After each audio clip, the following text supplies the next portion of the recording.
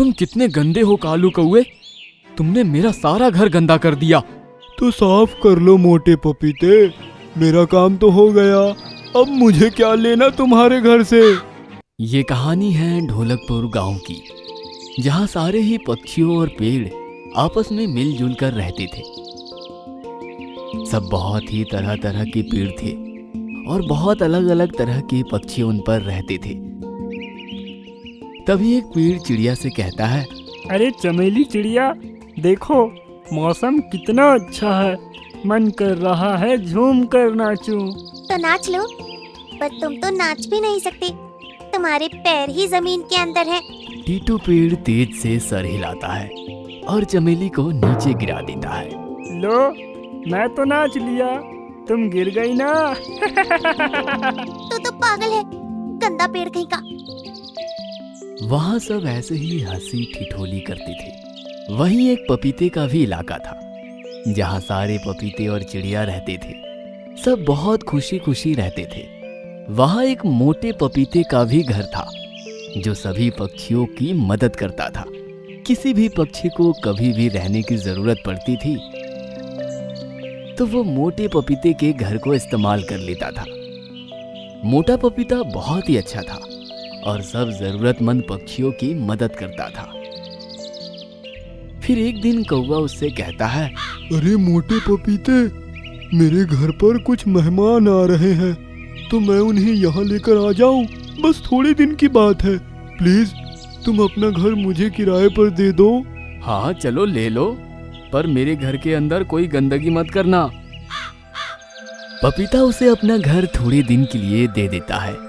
फिर कालू कौवे के मेहमान आकर चले जाते हैं और उसके मेहमान घर के अंदर इतनी गंदगी मचा कर जाते हैं कि मोटे पपीते को बहुत गुस्सा आ जाता है। तुम कितने गंदे हो कालू कौवे, तुमने मेरा सारा घर गंदा कर दिया। तो साफ कर लो मोटे पपीते, मेरा काम तो हो गया, अब मुझे क्या लेना तुम्हारे घर से। मोटा पपीता ये बात सुनकर रूठ जाता है। फिर कुछ समय बाद बारिश का समय आ जाता है। सब लोगों ने अपना अपना घर बना लिया था। बस कालू कौवा और चमेली चिड़िया ही बिना घर के थे। चमेली बेचारी मेहनत कर रही थी, पर उसे घर बनाने के लिए कुछ चीजें नहीं मिल रही थी। पर चमेली चिड़िया बहुत अच्छी थी। पपीते भैया, मैं तुम्हारे घर में रह लूं?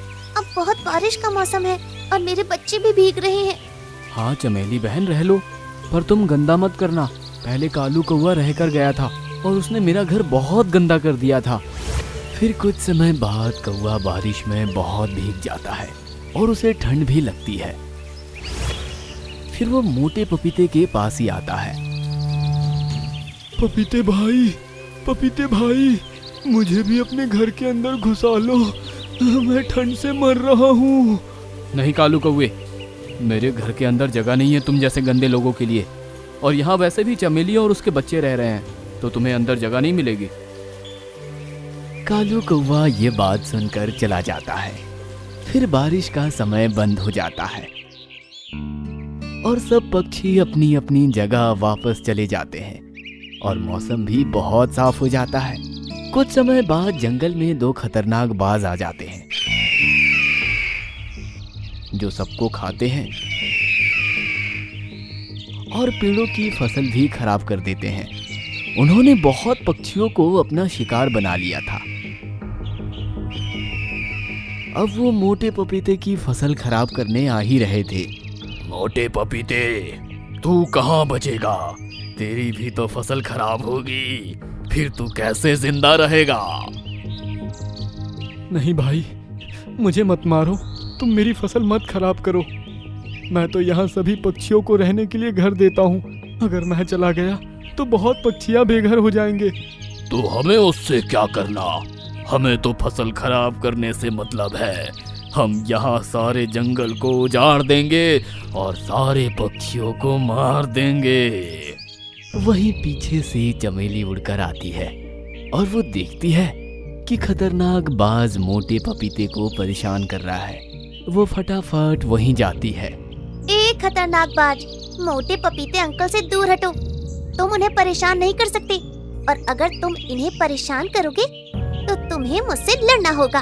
अरे चिड़िया, तू मेरा क्या बिगाड़ सकेगी? मैं तो ये फसल खराब ही करूँगा। तो आजा मुकाबले में। चिड़िया और बाज दोनों की लड़ाई बढ़ने लगती है। तभी चमेली चिड़िया बाज को जंगल के दूसरे हिस्से में ले जाती है, जहाँ शिकारियों ने जाल बिछाया हुआ था। बाज चमेली चिड़िया के पीछे पीछे उसे पकड़ने के लिए उड़ता है। फिर चमेली चिड़िया जाल के पास पहुंच जाती है और वहां से अचानक दूसरी तरफ मुड़ जाती है। बाज की रफ्तार तेज होने के कारण वो दूसरी तरफ उड़ नहीं पाता और जाल में फंस जाता है। फिर शिकारी बाज को अपने साथ ले जाते हैं और फिर चमेली चिड़िया वापस मोटे पपीते के पास चली जाती है। चमेली, तुम्हारा बहुत बहुत धन्यवाद। तुम बहुत ही अच्छी हो। तुमने अपनी जान पर खेलकर मेरी जान बचाई। कोई नहीं मोटे पपीते चाचू, आपको कोई भी जरूरत हो तो मुझसे बताना। तुम्हें ऐसे कोई परेशान नहीं कर सकता। और चमेली, अगर तुम्हें कोई भी दिक्कत हो तो मुझे बताना, मैं तुम्हारी सारी परेशानी खत्म कर दूंगा।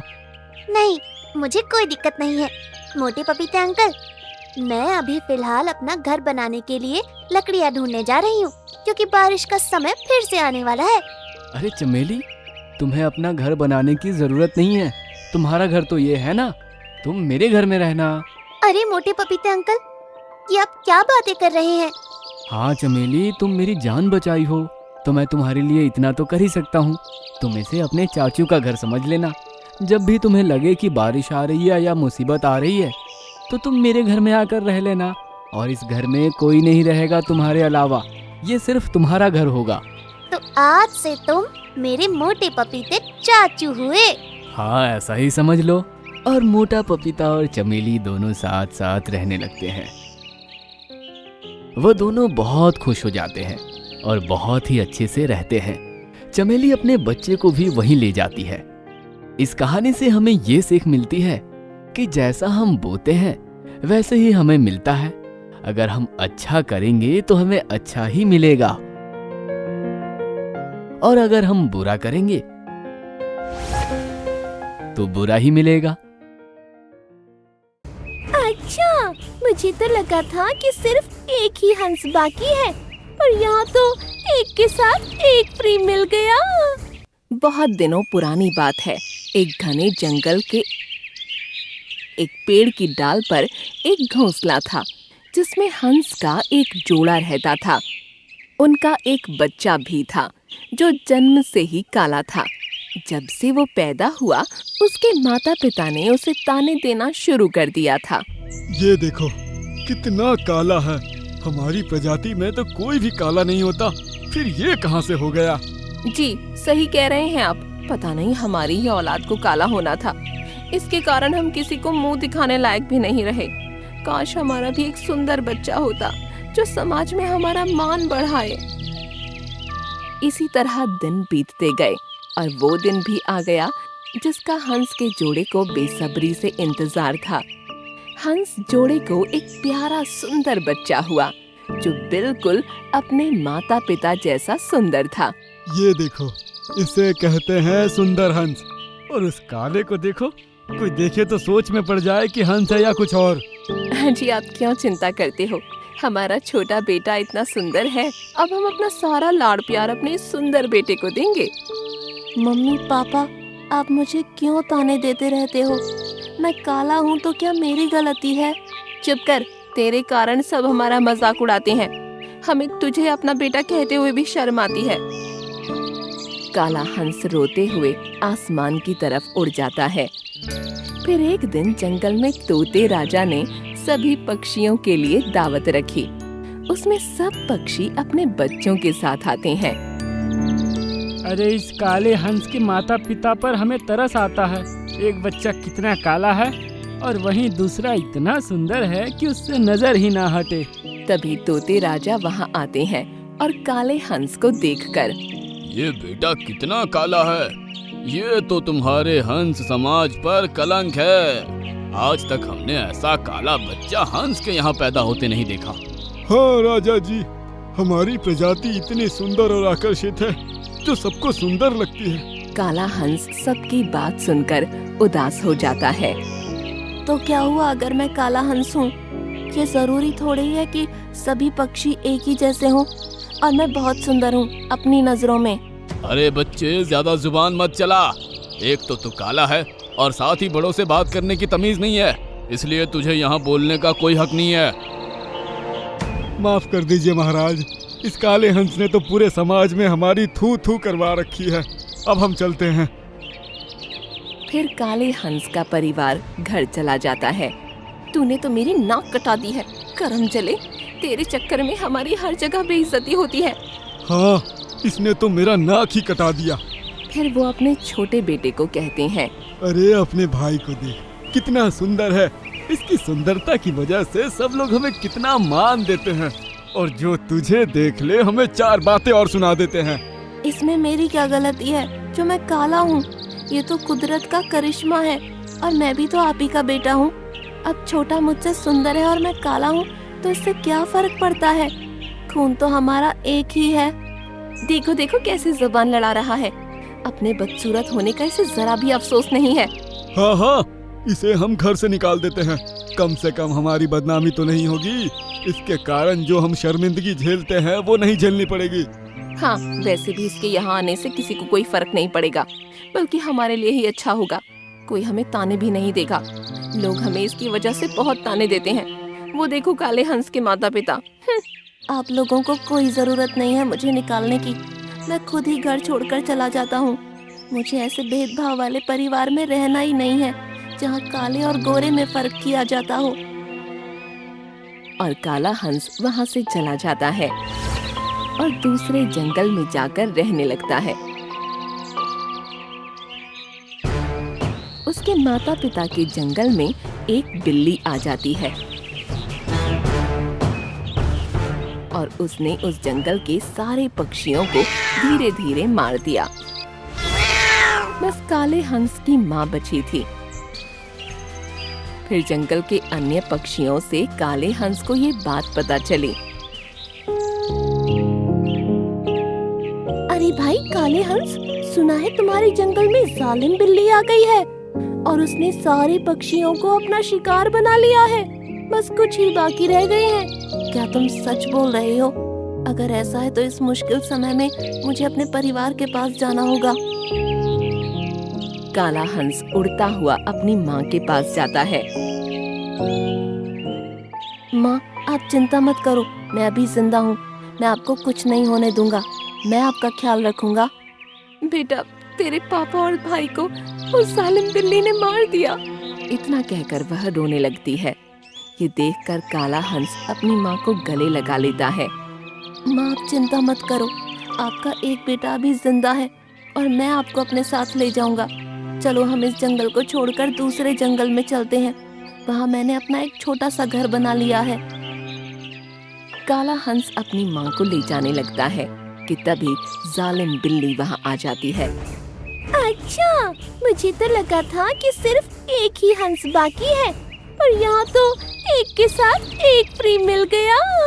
जालिम बिल्ली, मेरी माँ को कुछ भी किया तो मुझसे बुरा कोई नहीं होगा। अच्छा, तो पहले तुझे ही खा लेती हूँ काले हंस। फिर बिल्ली काले हंस के करीब जाने लगती है, पर तभी काले हंस के कुछ दोस्त उड़ते हुए आते हैं। बाज, चिंकी चिड़िया और वो सब मिलकर जालिम बिल्ली को अपनी चोंच मारने लगते हैं। देख जालिम बिल्ली, आज तुझे तेरे बुरे कर्मों का फल मिल रहा है। छोड़ दो मुझे जाने दो। अब मैं किसी को नहीं मारूंगी। कोई भी बिल्ली को माफ नहीं करता और थोड़ी देर बाद जालिम बिल्ली मर जाती है और काला हंस अपनी माँ को अपने साथ दूसरे जंगल में ले जाता है और उसे अपने साथ ही रखता है और उसे किसी चीज की कमी नहीं होने देता। उसकी माँ को अपनी गलती का एहसास होता है। बेटा, मुझे माफ कर दे। मैंने हमेशा तेरे साथ भेदभाव किया था। मैंने तुझे नहीं समझा, ना तुझे कभी प्यार दिया, सिर्फ तेरे काले रंग को ही देखा। पर अगर आज तू नहीं होता तो मुझे भी वो बिल्ली मारकर खा जाती और मैं तो कुछ भी नहीं कर पाती। कोई बात नहीं माँ, गलती सबसे होती है, पर अच्छी बात तो यह है कि आपको अपनी गलती का एहसास हो गया और आपकी सोच बदल गई कि काले और गोरे में कोई फर्क नहीं होता, सब एक समान होते हैं। उसके बाद काला हंस और उसकी माँ दोनों खुशी खुशी रहने लगते हैं।